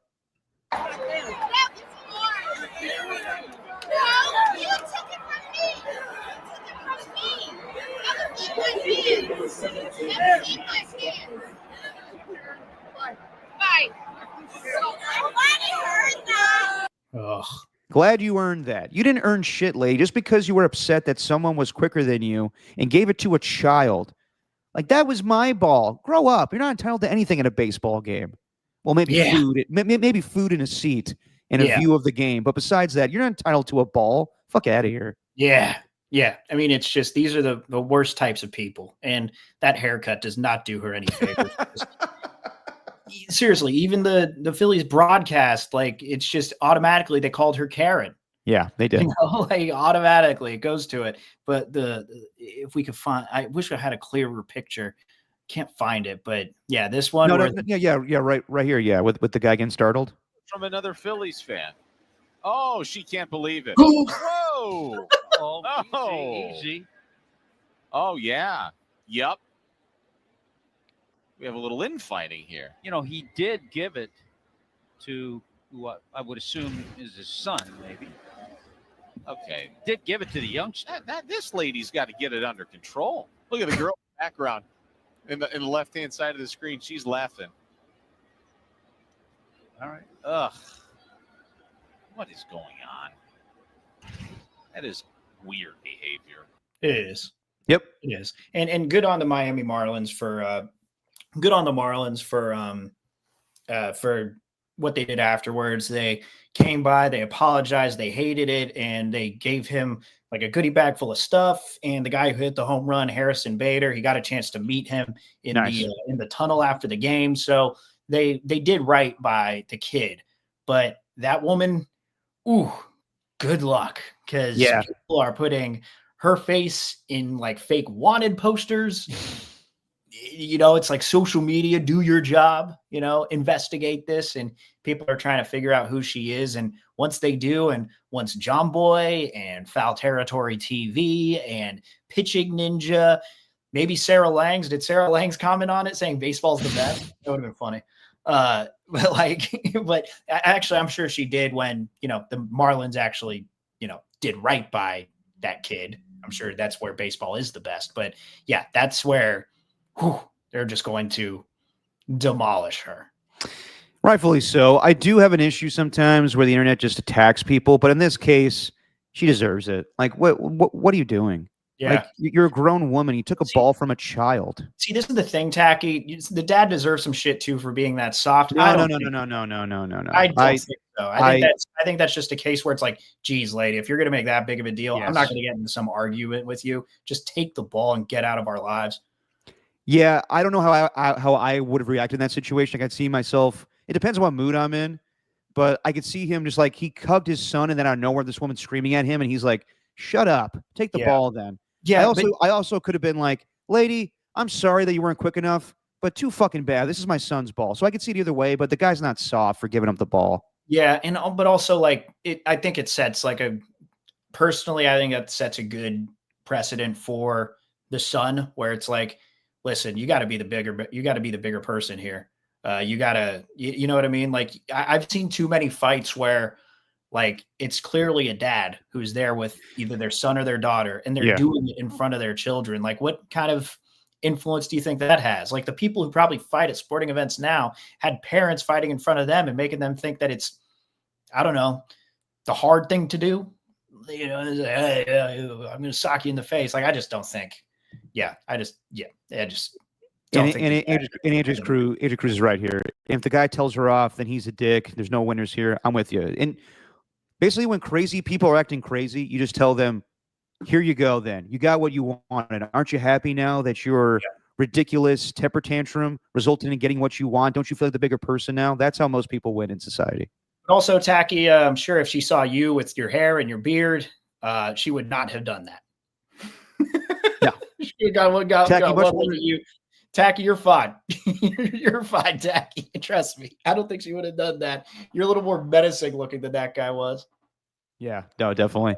Okay, my jackass of the week. We love you, Tacky, too. Eat shit, though. My jackass of the week goes to Ryan Clark. That's an easy one for the woman because she definitely acted like a jackass, but I think equally just as jackass worthy as Ryan Clark. Do you have the clip, Steven, of Ryan Clark basically, sunning or whatever the term is, Peter Schrager on Get Up or whatever. Filibustering. No, you're good. So basically, there's a discussion between Dan Orlovsky and Peter Schrager and Teddy Bruschi and Ryan Clark on AJ Brown and not getting one catch, or just getting one catch, and CeeDee Lamb having whatever it was, a ton of catches that Thursday night game, and just who had the better game, who came up more clutch. And I think that they're arguing that AJ Brown was, and Peter Schrager's response is, how could you say that when CeeDee Lamb had a better game stat-wise? Here's the argument, and Ryan Clark goes back to the old cliche thing of, we actually played, you didn't. Wake up this morning. Are you feeling okay? You look at AJ Brown, which is this number one wide receiver who got one target all night, and then you got CeeDee Lamb. But that's the when was the one target? That's the target. But though. I'm saying when was the one target? I'm saying you could have it both ways. 54 seconds left in the game on 2nd and 11. It was the one target. He runs the out route. You wake up this morning saying got AJ Brown had a better day than CeeDee Lamb. But you know what you wake up saying though? AJ Brown's team is 1-0. Of course, right? Like that's what I get it. But the thing is this though, and we shouldn't do this on TV. And so I apologize if people think this is rude. That's the non-player. Oh, view. Stop! That's no. That CeeDee Lamb is. And let me tell you why. I'm not looking at fantasy football, Ryan. I'm not. Don't belittle me like that. I could come in and say, as 3X players are saying one thing, and give an alternative perspective that maybe CeeDee Lamb did play well. And Peter, what I need for you to do is not get mad and let me finish for one. Okay, go on. It wasn't about you. It was going to be about me. Okay. As a player, I can't speak for CeeDee Lamb. Oof. Okay.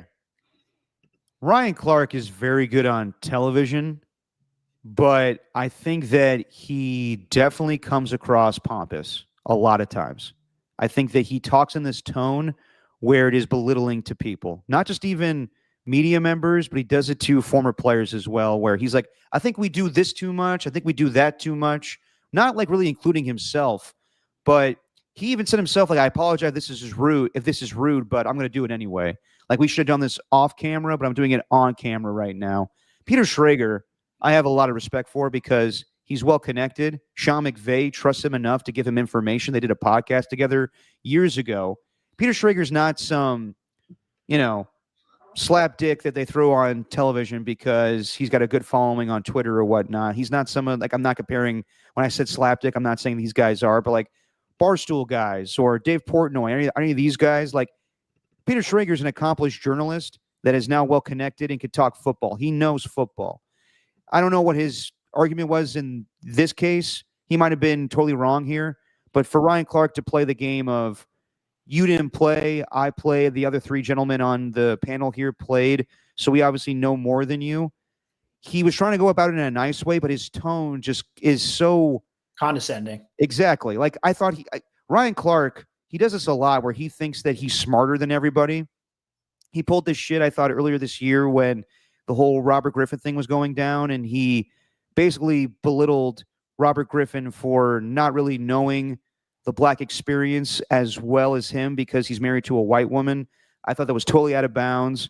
And I don't know how that got resolved or whatnot, but I just think that Ryan Clark does this a lot where he knows a lot about football. He also says some really cheesy shit on TV as well. I remember him having some weird analogy or whatever, and what's his name? One of the ESPN guys just like rolled his eyes when he said it. But yeah, I think that Ryan Clark thinks that he's smarter than he is really, and I'm kind of tired of his shit on TV. And I don't know. I think that he's insightful at times, but most of the time he just comes across pompous. Well, it just shows how you truly think, right? How you truly feel. Like, there's no coming back from that. Like, I'm sorry. You can apologize on Twitter. You're probably going to write a lengthy post about it or post an Instagram video, but just to take from Cam Newton, now you made it personal. Yeah. Like that, you know what I mean? Like, I don't have a problem. I'm not going to do the Cam. You try to do a Cam Newton now? Yeah, as I'm like, I got a pencil. I got one of these construction pencils. I'll pretend it's a cigar. And it's like, now you made it personal. Yeah. We're not going to talk about what you did with your albums. Okay, I'm done with the Cam impression. But point being, when you're in these things, like, especially with the credentials of Peter Schrager, like, what's the point of having this conversation then? Like, clearly, what, you just don't respect them? Yeah. Like, you just don't respect his opinion? Then what's the point of that? And I don't know. I just think there's no apology that they can come back from that. You clearly need to change the way that you think if you honestly just feel like non-NFL players, if non-NFL players can just come in and speak their mind, but really you can't buy into anything they're saying just because they didn't play. It's just, it's one of those things, man, where if you bring that up, then it doesn't feel like you're making a good argument. I don't know what argument they were making though. Like, who's more to what was the topic? Is CeeDee Lamb to blame for last night's game? And I think that they were comparing the stat lines of CeeDee Lamb to A.J. Brown.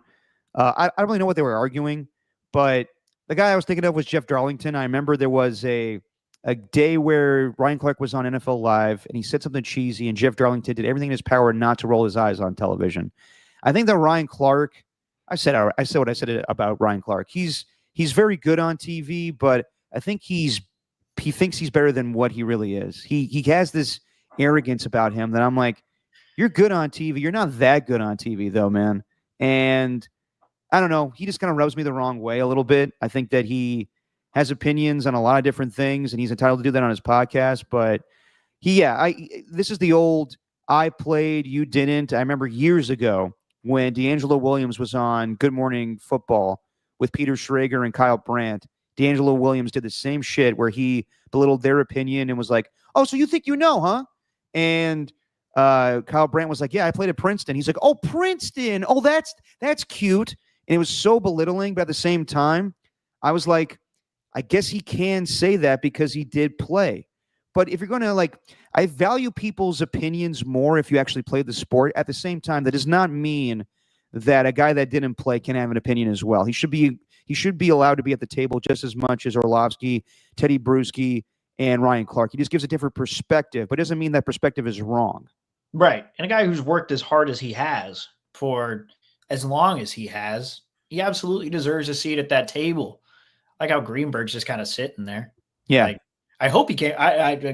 We didn't see anything after that. So I hope he at least defended Traeger in that situation.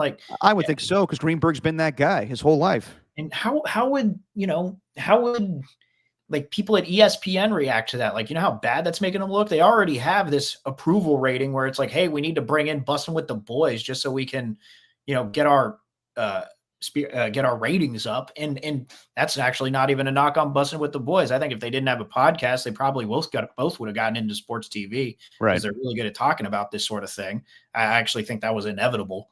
But it's just, but the thing with them is they don't, on their podcast, they have that arrogance of yeah, we played, but also they're willing to make fun of themselves a little bit. And I don't know if Clark has that in him where he's able to kind of be self-deprecating and all that sort of stuff as an athlete. That's why we love Lowe. Lowe's one of the greatest fullbacks ever, making him one of the greatest NFL players ever. And one thing he never did on the air was belittle. He never did that, even though he could have. No, I mean, same thing. That's why I think Tom gets along with everybody, media or former athletes, because he valued everyone's opinion. Tom Tolbert was great at, all right, let me hear what Ray Ratto has to say, or let me hear what these other journalists have to say, and I value their opinion. It's a different perspective, but I also give you mine as a former athlete, and I think that was totally fair for Ryan Clark to, and nothing against the man. I only don't like him on television, to be perfectly honest. I think he does a good job, and he hosted that Inside the NFL show, so he could definitely handle his own when it comes to talking on television.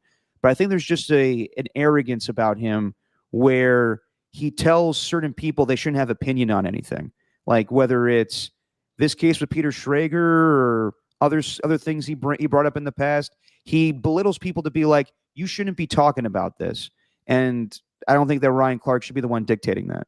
Yeah. You're a teammate. Yep. Teammate. What do you want to do? Embarrass your teammate? Exactly. A little pop culture catch up. Steven, have you watched anything recently, or read, or listened? Well, I mean, we the last time we did this was on Wednesday, so not too much, but fair enough. But God, that John Candy documentary trailer. Yeah, you shared that with me, and I was like, God, way to pull at the heartstrings right in the morning. It's very, very sad. And and the same thing I felt when I watched the Chris Farley documentary years ago. John Candy, that will be emotional. People have told me the Billy Joel documentary is amazing. Yeah. You get around to watching that. Same thing with the Pee Wee Herman documentary on Paul Rubens. I watched Highest to Lowest last night. It's a new Spike Lee movie on it's on Apple TV now with Denzel Washington. Yeah, he's in the lead. You got Jeffrey Wright, who's his basically his right-hand man in the movie. Aesop Rocky's in it as the villain. It's a good movie. I wouldn't say great. My criticism of Spike Lee movies is the score is always terrible. It seems always out of place.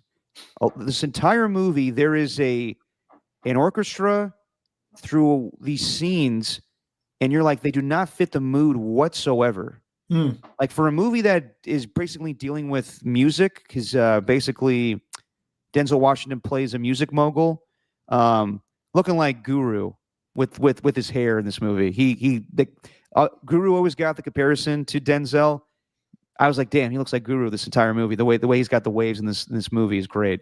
But the score in this movie, they could have used more hip hop or R&B. Instead, they have this ridiculous score throughout the movie when there's like really thrilling moments. It just took me out of the vibe of what was going on. I will say, Denzel's good as usual. Not as like one of his like greater performances, but it's all right. ASAP Rocky, his performance in this movie, there's a scene where him and Denzel are going at it. He holds his own. He's actually a very good actor in this film. So I would say good, not great. If you catch it on Apple TV, it's fun, but it's not the best thing I've ever seen by any means. Yeah. Okay. Well, I will not watch that then. Fair enough. I've always been told my reviews are like pretty much the same. It's like, it's good, not great. Okay, then I'm not gonna watch it then. Yeah, you remind me of my friend's dad when we were growing up. Every single movie, we'd ask how it was. He's like, slow. Every movie. And then like slow. Yeah. He was also like, a guy who grew up in the 70s and 80s. So he's expecting like, Roadhouse or Heat, like a Casino. I don't know. He's just like slow. Well, Casino's super slow. But Some every might say movie, Heat slow too. every movie, he just goes slow. But building on that John Candy documentary, I watched The Great Outdoors last night. Which is just kind of, it's leaving Netflix, I think, at the end of the month. And I just kind of turned it on. Candy and Aykroyd? Yeah. I just turned it on at the end of the night for kind of shits and giggles. And it's just I don't know. It's funny if you like those guys. I thought it was, it's not like laugh out loud. There's a few moments where I'm kind of chuckling to myself, but I just like watching those two. And then what was, and then I also watched the Katrina documentary on Netflix too. Okay. Yeah. Whew. I mean, it's the Katrina documentary. There's quite a few things that you can learn. And then Spike Lee ended up directing the last episode. Yeah, he did. And it was like an hour and a half. And I kind of learned something about Brad Pitt, which I didn't know. It's like he, in this part that really got hit in the lower Ninth Ward, he like created this foundation where called like Make It Right, I think, where it was their initiative to build a bunch of homes for those who lost it. And they paid this minimal amount of money and, like under $2,000, and they managed to get a house. But these houses were poorly built and they would end up having to spend more on getting it like renovated and constructed rather than, actually living in a regular house. So, they like sued Brad Pitt and a lot of stuff I didn't know about that. Also, AJ, I tried watching Splash. We got a projector in our room now, like this mini projector. It costs nice. Costs like $50. And we just didn't want to put a TV in there. So we just bought this projector. And for whatever reason, this damn projector can't play Disney Plus all the way through, like any Disney Plus movies. So I tried watching Splash at first with Tom Hanks and John Candy and Daryl Hannah. Yeah. And then it just stopped working. It like glitched, like a disc, like a DVD that would just skip over and over. So I just like said, you know what, screw it. I'm watching The Great Outdoors.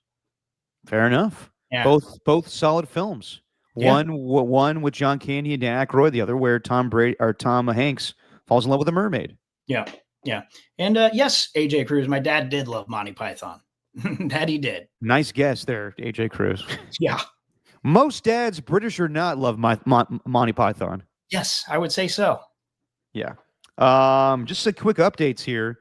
Micah Parsons expected to play tomorrow against the Lions, but don't expect a full complement of plays given his lack of training camp and still dealing with the back injury. And from Ian Rappaport, Christian McCaffrey is questionable with a calf injury, but all signs point to him playing versus the Seahawks. McCaffrey was running around on the side during practice yesterday, but there's optimism that he is going to play barring a setback. So there you go. Some guy behind me at the Valkyries game said, God, I just want him to say McCaff is free. Yeah. And I was like, the first person to think about that. I was like, oh, dude. I literally like started massaging my temple because I was getting a migraine. Was he saying it to you or was he saying it just to like his buddy or somebody his and friend. You overheard? Yeah. His friend. And he was right behind me. And I was just like, oh, geez. Yeah, exactly. All right, everybody. That's going to do it for today. Me and Steven, we're going back to Tuesday for the regular season. Tuesday good with you? Yeah, man. All right. Going forward, everybody, it's going to be Tuesdays and Saturdays for Just Your Opinion, man. We'll do the Tuesday reaction shows to the week that was in football.